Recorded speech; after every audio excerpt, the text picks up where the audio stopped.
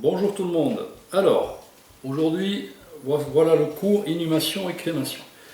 L'inhumation, donc le mot inhumation, il est issu du latin inhumare, dérivé de ce qu'on appelle l'humus, qui veut dire terre. Donc en France, l'inhumation demeure le choix d'une grande majorité de personnes, pratiquée dans la plupart des religions, n'oubliez pas ça. Elle consiste à mettre en terre le corps du défunt et à réaliser une sépulture, lieu dédié à sa mémoire et propice au recueillement. Il y a deux types de configurations qui sont possibles. Il y a l'inhumation en pleine terre, tout simplement. Elle est effectuée, l'inhumation donc effectuée à même la terre, et la pose du monument s'effectue directement sur le sol avec, pour seule maçonnerie, une semelle. Il y a aussi ce qu'on appelle l'inhumation en caveau, c'est un choix souvent effectué. Le caveau peut recevoir un ou plusieurs cercueils. La maçonnerie assure une meilleure protection des cercueils. Vous avez bien vu les images ce matin dans votre cours. Le déroulement, donc ça c'est à savoir par cœur, hein. L'inhumation a lieu si le décès s'est produit en France 24 heures au moins, on attend minimum 24 heures, et au plus tard le 14e jour calendaire suivant le décès. Si le décès a lieu à l'étranger ou dans un territoire d'outre-mer, au plus tard le 14e jour calendaire suivant celui où le corps est entré en France également. Au niveau des démarches administratives, toute inhumation dans le cimetière d'une commune est autorisée par le maire de la commune, tout simplement, du lieu d'inhumation. Voilà en ce qui concerne l'inhumation.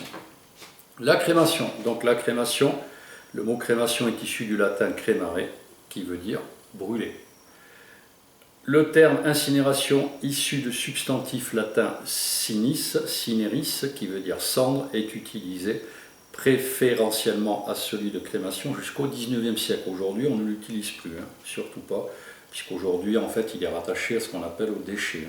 Les déchets sont envoyés dans un incinérateur, et pour crématiser des corps humains, on va dans un crématorium.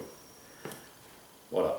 Alors, en ce qui concerne la crémation, le délai, si le décès s'est produit en France, c'est les mêmes délais que pour l'inhumation, 24 heures au moins, au minimum, et au plus tard le 14e jour calendaire suivant le décès. Si le décès a lieu à l'étranger ou dans un territoire d'outre-mer, au plus tard le 14e jour calendaire suivant celui où le corps est entré en France. N'oubliez pas ça. Un petit mot sur la destination des cendres, ça c'est à connaître par cœur. Il y a la loi du 19 décembre 2008 à connaître par cœur. Depuis cette loi, il est interdit de conserver les cendres chez soi ou de les diviser. Ça, c'est une atteinte au cadavre, on n'a pas le droit.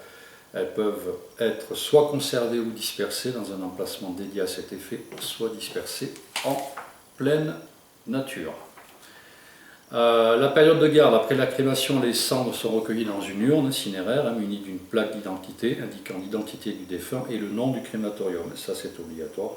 Si la famille ne s'est pas décidée sur la destination des cendres et que le défunt n'avait pas précisé ce qu'il voulait faire de ces cendres, l'urne peut être gardée au crématorium pendant 1 an maximum ou dans un lieu de culte après accord de l'association chargée de l'exercice du culte.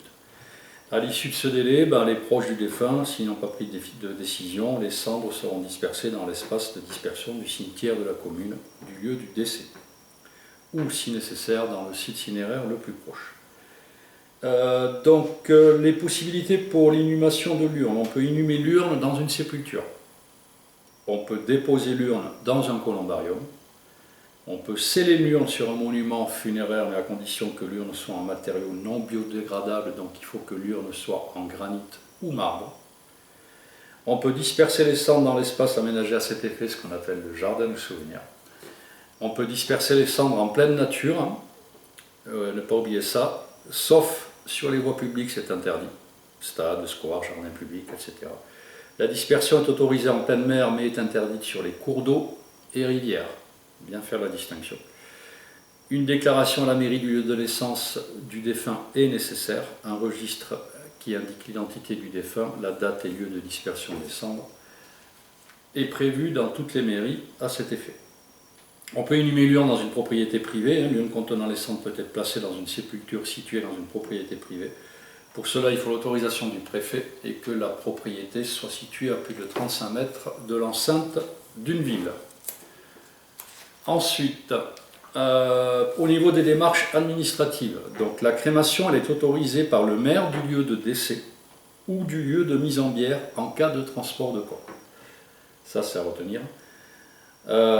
Donc il faut l'expression écrite des dernières volontés du défunt, le certificat du médecin ayant constaté le décès, l'attestation du retrait aussi de prothèses à pile.